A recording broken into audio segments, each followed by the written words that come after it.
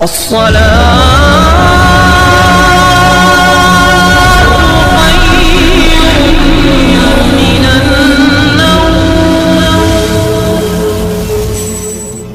مسئلہ یہ ہے کہ یہ تو بات آپ اس سے کہیں جس نے لندن نہ دیکھا ہو، برمنگم نہ دیکھا. وہاں بھی اہل سنت برمنگم میں 3 سال میں ختم نبوت کانفرنس میں گیا ہوں، اور پورے لندن وغیرہ، مانچسٹر، لندن، پیٹربرو وغیرہ وغیرہ سارے میرے گھومے ہوئے جلسے کیے ہوئے. اب نہیں جاتا میں اب اس لیے نہیں جاتا کہ وہاں اتنے پیر اتنے علماء کہ خود گورنمنٹ پریشان.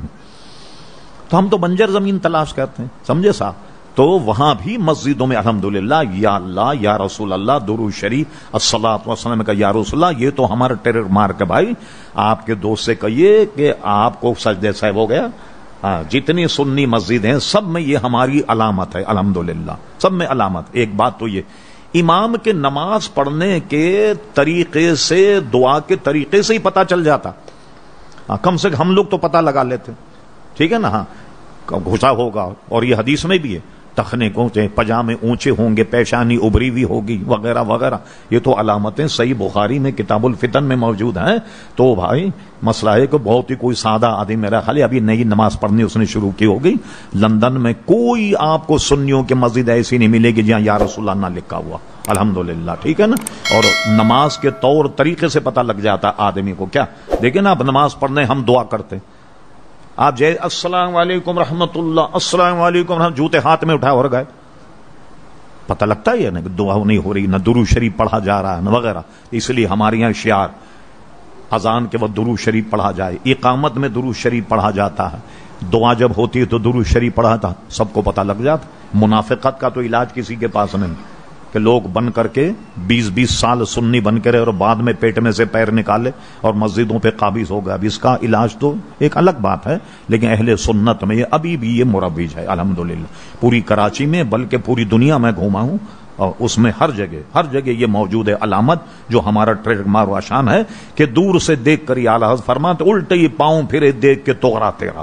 یہ توغرا ایسا ہے کہ شیطان دیکھ کے ہی بھاگ جاتا. یا کئی میں نے دیکھا یا نمازیوں کو سمجھ گیا وضو کیا ہے، یہ دیکھا ادھر لکھا ہوا، جوتے ہاتھ میں لیے چلے گئے، لیجیے صاحب کیا ہوا، دیکھا ارے یہ تو دوسرے لوگوں کی مسجد ہے، کہاں گھس گئے ہم، نکل کے چلے جاتے ہیں. وہ تو مروت نہیں کرتے. خود ہمارے اس گلی کے بہت سارے حضرات یہاں نماز نہیں پڑھتے، دوسری جگہ جا کر کے نماز پڑھتے ہیں. اور ہم سنیوں کا ارے آپ بہت سخت ہو گئے، دیکھیے اس کے پیچھے نماز نہیں، اس کے پیچھے نماز نہیں، سبحان اللہ. آپ کا حال تو یہ ہے، یہاں رہتے ہوئے آپ دوسری مسجدوں میں جاتے ہیں، آپ تو مروت نہیں کرتے. یہ ہم نے مروت سیکھی ہے، جس کے پیچھے چاہو نماز پڑھ لو، جہاں چاہے نماز پڑھ لو، نماز ہماری ہے، جس کے پیچھے پڑھیں.